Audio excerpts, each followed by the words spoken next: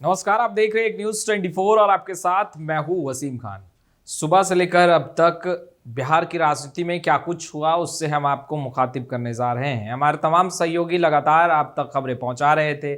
आपने बिहार की राजनीति की वो तमाम गर्माहट को बेहद ही करीब से देखा है। हालांकि तापमान धीरे धीरे बढ़ रहा है और जैसे ही चुनावी रण नज़दीक आ रहे हैं वैसे ही सियासी गलियारों का भी तापमान बढ़ रहा है।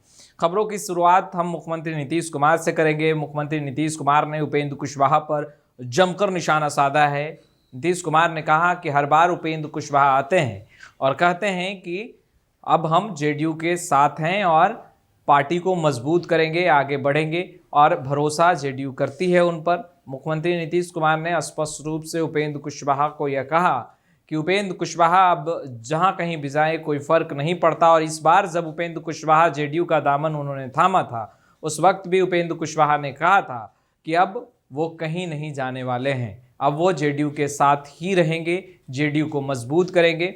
मुख्यमंत्री नीतीश कुमार का गुस्सा इस कदर फूटा उपेंद्र कुशवाहा पर कि मुख्यमंत्री नीतीश कुमार ने तमाम पोल खोल भी कर डाले। नीतीश कुमार ने कहा कि उपेंद्र कुशवाहा को नेता बनाया, उपेंद्र कुशवाहा को सम्मान दिया, उपेंद्र कुशवाहा को राज्यसभा भेजा, उपेंद्र कुशवाहा को जेडीयू संसदीय बोर्ड का अध्यक्ष बनाया। तमाम मान सम्मान देने के बाद उपेंद्र कुशवाहा मीडिया में क्या कुछ कह रहे हैं किसी से छुपा नहीं है। और अब जिस तरीके से उपेंद्र कुशवाहा कहते नजर आ रहे हैं उससे यह स्पष्ट भी हो रहा है कि उनका रिश्ता किसी अन्य दल से बहुत ही मजबूत हो रहा है। और ऐसे में उपेंद्र कुशवाहा जेडीयू छोड़कर कहीं भी जाए कोई फर्क नहीं पड़ता, ना ही जेडीयू को और ना ही नीतीश कुमार को। खैर, ये बातें जो हैं वो मुख्यमंत्री नीतीश कुमार आज पत्रकारों से बातचीत करते वक्त कह रहे थे और कह रहे थे कि उपेंद्र कुशवाहा को जेडीयू में बहुत सम्मान मिला। अब हम बात करेंगे उमेश कुशवाहा की।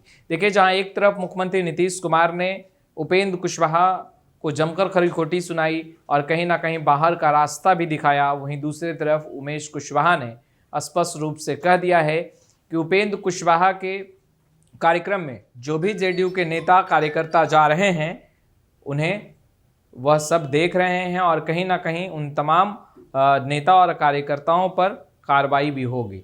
दबे लफ्जों में कार्रवाई की बात उमेश कुशवाहा कहते नजर आ रहे हैं, मगर शुरू से ही अगर देखा जाए जिस तरीके से उपेंद्र कुशवाहा खुलकर बयान दे रहे हैं उसी तरीके से उमेश कुशवाहा भी जवाब देते नजर आ रहे हैं, पलटवार करते नजर आ रहे हैं। कभी उमेश कुशवाहा ये कहते नजर आ रहे हैं कि उपेंद्र कुशवाहा ने पार्टी के लिए कुछ भी नहीं किया, मजबूती की बात करते हैं, पार्टी में लोगों को जोड़ा नहीं और ऐसे में किस रूप में वो पार्टी को मजबूत कर रहे थे। दूसरी तरफ आपने कई बार सुना होगा उमेश कुशवाहा को यह कहते हुए कि जितना मान सम्मान जेडीयू ने दिया मगर उसके बावजूद लगातार जेडीयू में आते रहे और जेडीयू को टाटा बाय बाय करते रहे। उसके बावजूद मुख्यमंत्री नीतीश कुमार ने भरोसा किया और भरोसा करने के बाद एक बार फिर से मान सम्मान देकर पार्टी में बुलाया, मगर रिश्ता बीजेपी से उनका सरल होता जा रहा है और यह पार्टी के लिए बिल्कुल सही नहीं है। पार्टी नेतृत्व ने भी फैसला ले लिया है और ऐसे में उपेंद्र कुशवाहा किस बात का हिस्सा मांग रहे हैं। खैर, ये तमाम बातें जो हैं वो सियासी गलियारों में चल रही है जेडीयू को लेकर के। और जेडीयू खेमे की अगर बात करें तो अभी बिल्कुल ठीक ठाक नहीं दिख रहा है, काफ़ी हलचल दिख रही है। मुख्यमंत्री नीतीश कुमार भी अब उपेंद्र कुशवाहा पर खुलकर बयान देते नजर आ रहे हैं। चलिए अब हम बात कर लेते हैं बीजेपी की। नीरज सिंह बबलू ने एक बार फिर से मुख्यमंत्री नीतीश कुमार पर जमकर निशाना साधा है। नीरज सिंह बबलू ने कहा है कि मुख्यमंत्री नीतीश कुमार बहुत चिंतित हैं कि आखिर वो कमज़ोर कैसे होते चले जा रहे हैं। महागठबंधन में कुछ ठीक ठाक नहीं चल रहा है और ऐसे में 2024 और 25 का रन बेहद ही करीब है और महागठबंधन में जिस तरीके से बयानबाजियों का दौर तेज हो चुका है, कई सवाल हैं जो मुख्यमंत्री नीतीश कुमार सोच रहे होंगे और इन तमाम सवालों के बीच एक सवाल यह भी होगा कि आखिर महागठबंधन कैसे मजबूत बने, आखिर मुख्यमंत्री नीतीश कुमार कैसे कमजोर होते चले जा रहे हैं, पार्टी कैसे कमजोर होती चली जा रही है, आखिर पार्टी को कमजोर कर कौन रहा है। मगर जनता सब कुछ देख रही है, समझ रही है, जान रही है और मुख्यमंत्री नीतीश कुमार ने बिहार के लिए क्या कुछ किया है बिहार की जनता से छुपा नहीं है। वहीं नीरज सिंह बबलू ने कांग्रेस पर भी निशाना साधा है और कांग्रेस पर निशाना साधते हुए उन्होंने कहा है कि कांग्रेस ने देश के लिए क्या कुछ किया है, कुछ भी नहीं। और ऐसे में कांग्रेस से जब कांग्रेस के शीर्ष नेतृत्व से जब लालू प्रसाद यादव और मुख्यमंत्री नीतीश कुमार मुलाकात करने गए थे, यानी सोनिया गांधी से मुलाकात करने दिल्ली पहुंचे थे, तो सोनिया गांधी ने तो मुलाकात भी नहीं की थी। तो ऐसे में कितना मान सम्मान मुख्यमंत्री नीतीश कुमार और लालू प्रसाद यादव का कांग्रेस करती है, वह भी किसी से छुपी नहीं है। ये तमाम बातें बीजेपी की तरफ से निकल कर आ रही है। बीजेपी लगातार ये दावा कर रही है कि बीजेपी पूरी मजबूती के साथ 2024 और 25 में चुनावी मैदान में उतरेगी और बिना बुलडोजर के ही महागठबंधन की सरकार को उखाड़ फेंकेगी। खैर, अब देखने वाली बात यह है कि बीजेपी जो दावा कर रही है क्या उसमें सफल हो पाएगी। हम तमाम तस्वीरें दिखाते रहेंगे। चलिए अब हम थोड़ा और आगे बढ़ते हैं और हम खबरें की जब शुरुआत कर ही रहे थे, शाम की अब तक की 6 बड़ी खबर आप तक बता रहे थे, तो उस बीच हम बात कर लेते हैं महाअधिवेशन की।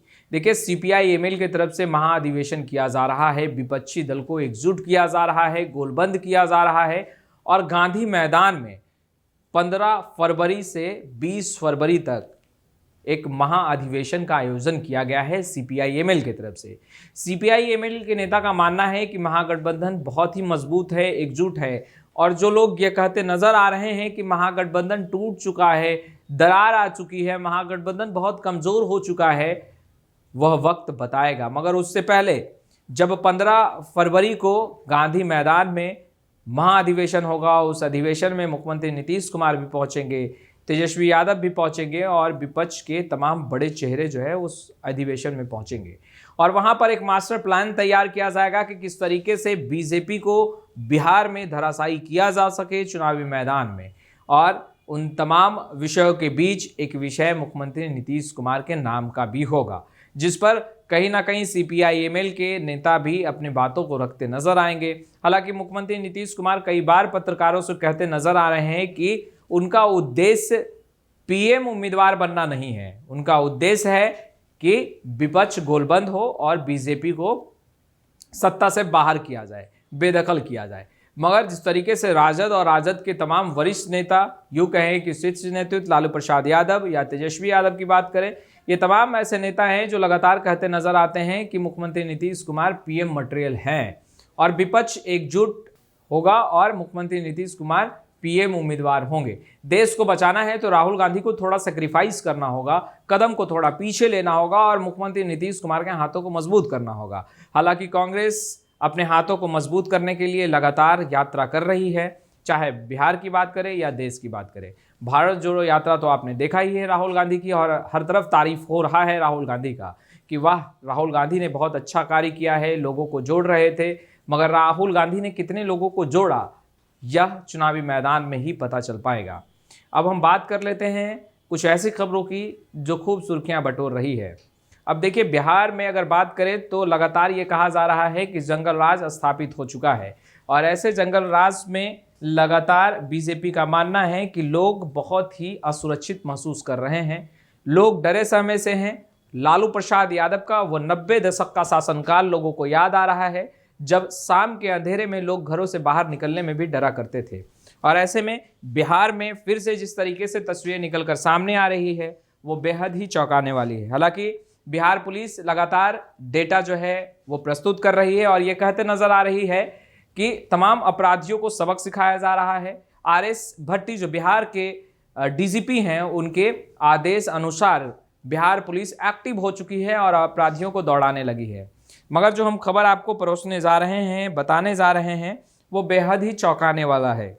वो खबर ये है कि DPO का अपहरण हो गया है। ये आशंका उनकी पत्नी ने लगाया है। FIR दर्ज हो चुका है और FIR दर्ज जैसे ही हुआ और जैसे ही DPO साहब की पत्नी ने यह कहा कि मेरे पति का अपहरण हुआ है, मुझे ऐसा लगता है, उसके बाद पुलिस महकमे के भी होश उड़ गए कि आखिर DPO साहब को उठा कौन ले गया। छानबीन प्रक्रिया चलने लगी। हालांकि FIR दर्ज होने के बाद पुलिस हर बार एक्टिव हो जाती है और एक प्रक्रिया निकलकर सामने आता है, वो जांच की प्रक्रिया होती है, छानबीन की प्रक्रिया होती है। मगर बेशक बिहार पुलिस जिस तरीके से अब कार्य कर रही है, लगातार अब सवाल बिहार पुलिस के मुखिया यानी कि बिहार के DGP RS भट्टी पर भी उठ रहा है कि आखिर बिहार पुलिस जिस तरीके से कार्य कर रही है, क्या ऐसे में बिहार के लोग सुरक्षित रह पाएंगे। अब मामला यह है कि DPO साहब का अपहरण हो गया है। उनकी पत्नी ने आशंका बताई है कि भाई मुझे आशंका है कि मेरे पति डीपीओ हैं और ऐसे में उनका अपहरण हो चुका है। अब देखने वाली बात यह है कि बिहार पुलिस किस तरीके से डीपीओ साहब को खोजती है। खैर, हम तमाम तस्वीरें लगातार अपडेट करते रहेंगे। अब तक आपने हमारे चैनल को सब्सक्राइब नहीं किया है, तुरंत सब्सक्राइब कर ले। कैमरे के पीछे मदन जी हैं और हर रोज़ हम आप तक खबरें पहुंचाते रहेंगे। आपका बहुत बहुत शुक्रिया।